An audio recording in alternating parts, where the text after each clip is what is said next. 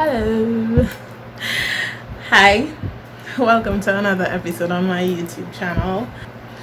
Just a brief rundown. My name is Ray. This is a personal blog. It usually lasts between 15-20, not more than 25 minutes to half an hour. I usually touch on stuff that affect me. So far we've touched on colorism. In my last episode I revealed my country. I was seeing if you all could have guessed it from my accent. But yes, I come from the beautiful Twin Island Republic of Trinidad and Tobago, one of the biggest countries in the Caribbean. Proud Trini. This is a video blog I decided to pursue because recently I've been through some stuff. Within the next 2 episodes you'll find out more about it, and every time something occurs I said, you know what, I should make a channel because it could probably motivate somebody, it could inspire somebody, maybe somebody that's going through something, maybe somebody, it could be a preventative measure for parents that probably have children that face the same difficulties I face.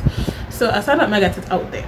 So the last episode I touched on motherhood, finding out I was pregnant, and after every blog I try to leave you with one message, maybe 2. So this one is a very interesting one. It's a very personal one, just as the following one. The following one is very personal as well, but this one is personal as well. I'm going to talk about motherhood a bit, then I'm going to talk about single motherhood and relationship, touch a little bit on domestic violence, and I'll take away with my point. So if you have been following my channel, you would have known that I have a boy. I never revealed his age, but he's 6 years old. He currently goes to primary school, and I am a single parent. Now the journey to becoming a single parent is a tough journey, and it's a journey that I would never wish on anyone, but the reality is it happens a lot more than you would hope it does or that expect it does, but it happens. So how I became a single parent, the first time my son was barely a year old, and I found some things out and I was like, you know what, I can't do this. But we kept a kind of facade, at least for the couple of weeks, until his first birthday. We went to Haagen-Dazs, we had cake and ice cream, and then he went to check his new girlfriend in the mall. Becoming a single parent was tough because now, realistically speaking, at least in Trinidad, from experience I can talk, being a single parent, basically you don't have a pay at the end of the month. When the month comes, you pay rent, you pay light bill, you pay, sometimes you have to pay water, sometimes if you have internet. And with me, I was a student. I'm still a student actually. This is my final year coming up. I have one more course to do in January, and then I'm finished for now. As an associate in paralegal studies. So when coming out, it was really tough. So one thing that women think about when they're like, do I really think I can handle being a single parent? The truth is probably not. It's tough, but if you need to get out, you need to get out. My son's father and I tried several times because I am a fighter, not in a literal sense, but I am a fighter in the sense that if I said I'm done, I'm done. I'm not worried afterwards about anything that could come my way. I know I tried my best, I tried my hardest, I honestly tried. So when I'm done, I'm done. So when I was thinking about it, I was like, this has been a tough time. And what actually is the hard part, as I was saying earlier, you don't have a salary. You pay rent, you pay your water, you pay your lights, you pay cable if you have cable, you pay your internet. I became a student in 2018, so by that time I had to be paying for my internet as well, getting sometimes sometimes books, a lot of the time the school try to provide the printed pages just for you that you need, a laptop, stuff like that.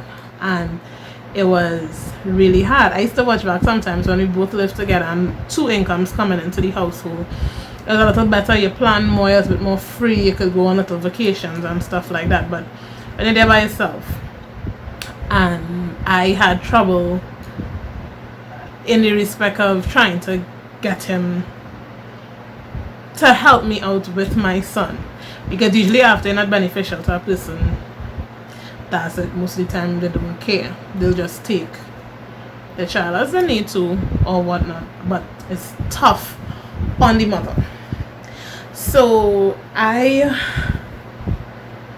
look back at times that my nails would be done, my hair might probably be done and stuff like that. And now that's a luxury.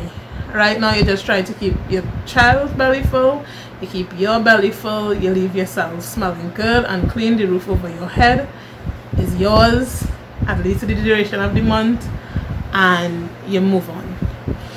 The challenges with me, I was afraid. I live in deep south of Trinidad, and I worked at that point in time. My office was located in Port of Spain, and when you calculated the distance, it was like 83 kilometers or something like that. So usually what people would do, coming from so deep in south, they would get something to get them to mainland south, which is like San Fernando area, and from San Fernando get something to go to Port of Spain. And this was my challenge. My son and everything is in deep south. I have to get to work and still get back at a time to pick him up, to get back inside. And then when I started my schooling, it was much more challenging, because to get the free time when I'm home just to get it done. And I know there's a lot of single mamas doing it, and trust me, I applaud you, I understand. And I want to give you all this one experience because it's tough. Eventually I had this literal angel come into my life, this older lady who was my neighbor. And sometimes she stopped me, she said, "Your baby had bandy legs by chance or a K-foot?"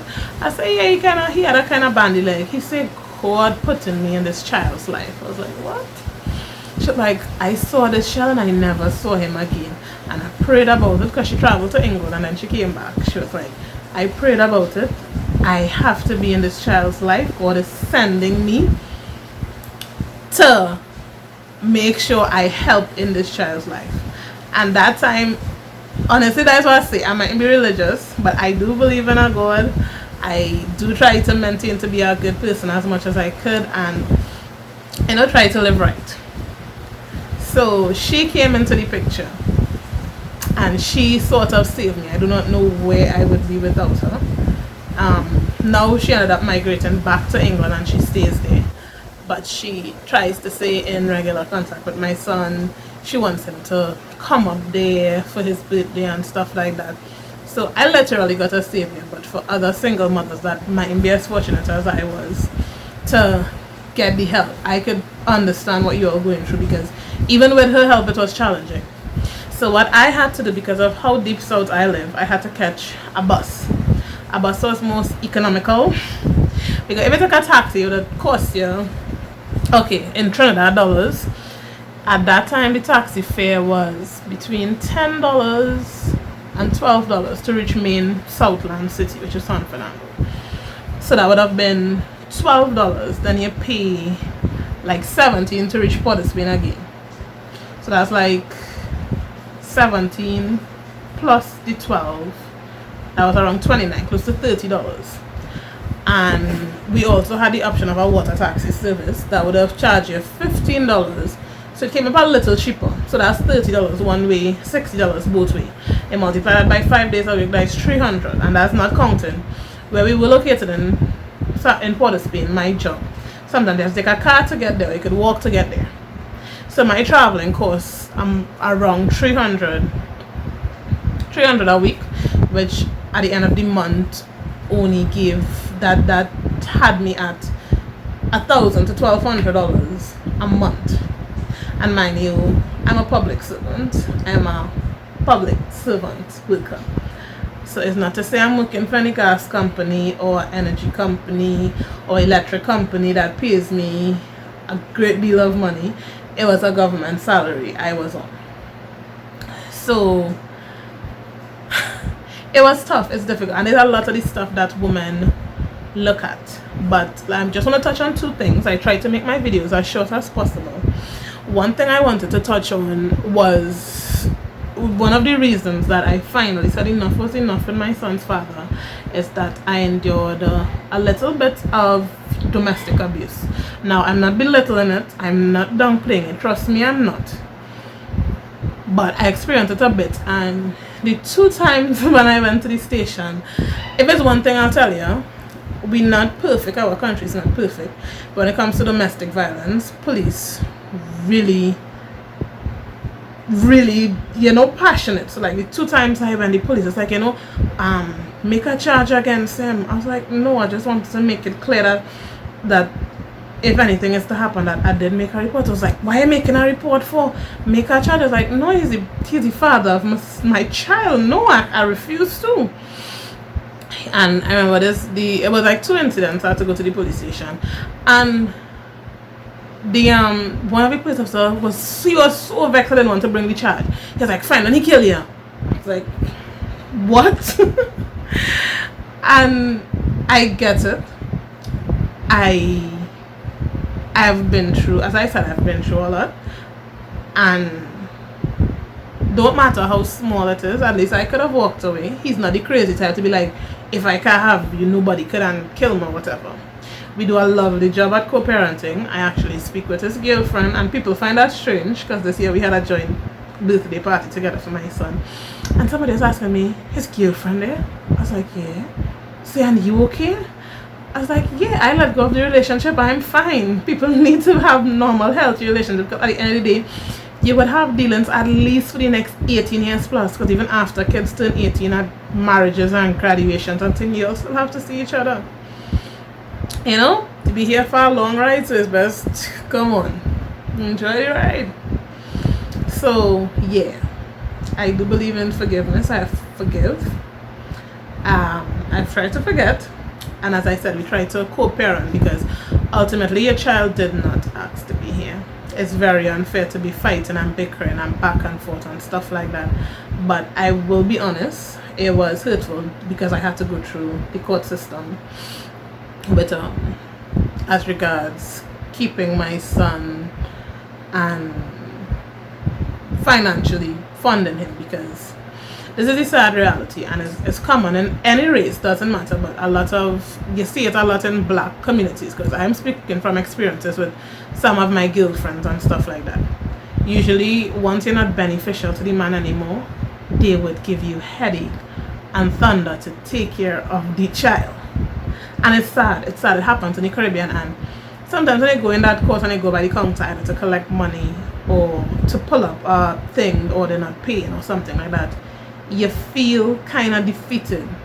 You feel a blow, you feel hard, you feel stripped to your core, you feel like a statistic here, watching another black girl running down child support because the man didn't want to stick with you.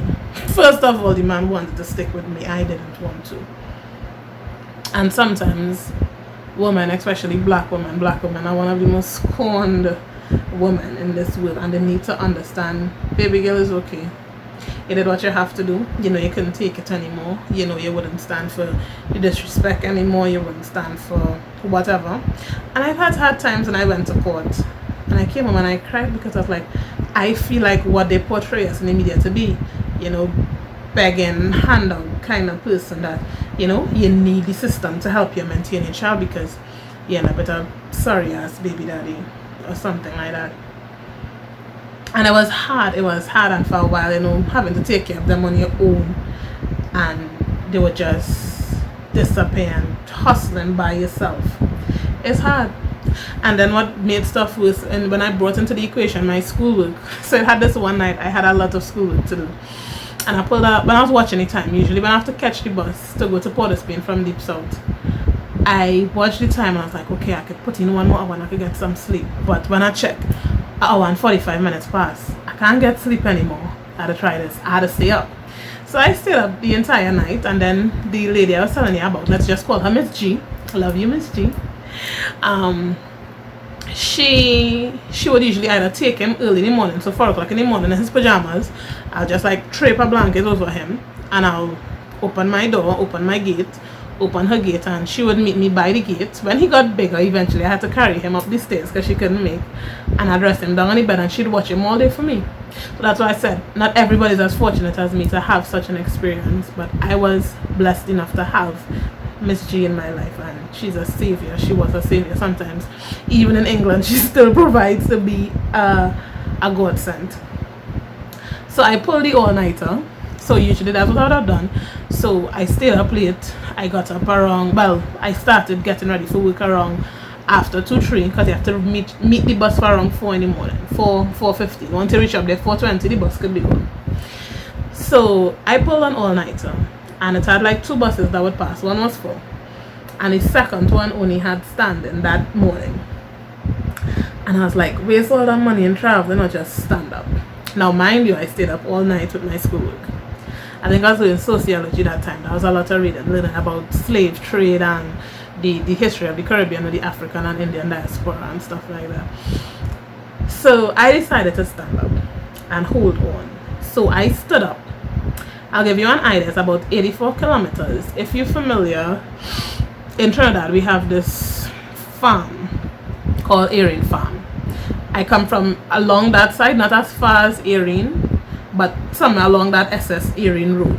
So the distance is about 83 kilometers at a stand up for, and usually a person don't drop out until like you're into Port of Spain proper. So I literally stood up after pulling an all night. I was falling asleep on myself, literally holding on to the top of the thing on the bus, falling asleep on myself. And I was like, you know what, I never me again. I'm going to sleep. I'm going to sleep. And all of these are challenges, and we think about this when I was like, do you want to be a single parent? But as I would say, domestic violence is never okay. If you feel like you need to get out, which more than likely do you need to get out. That was one of my contributing factors amongst other things. But now we are very great co-parents, because it's unfair to have a child pay for whatever disagreements the parents couldn't work out. So I tried to be as amicable of a single parent as I could, to work with their schedule, his girlfriend's schedule if she picks him up and stuff like that, because ultimately it's my son benefiting from having both parents still in his life. So yeah, that was one of the hardest parts. And one of the other things too, I usually try to provide at my son for at all costs. So in addition to doing all of this, I was working for a collector, which is usually something like a bailiff, so doing spreadsheets and stuff. So I'll work 8 to 4, and sometimes I'll come home in the evening and do some spreadsheets on my laptop for him. And then a relative of his did it too, and wait for extra money, because public service to just barely make ends meet. So I remember there was this one Saturday I had over 100 accounts to see about, sometime including calling people. And I had my schoolwork backed up to my ears, and I had my son, and I remember that day he didn't give me much trouble. He just played and whatnot, and I was so busy I couldn't cook lunch.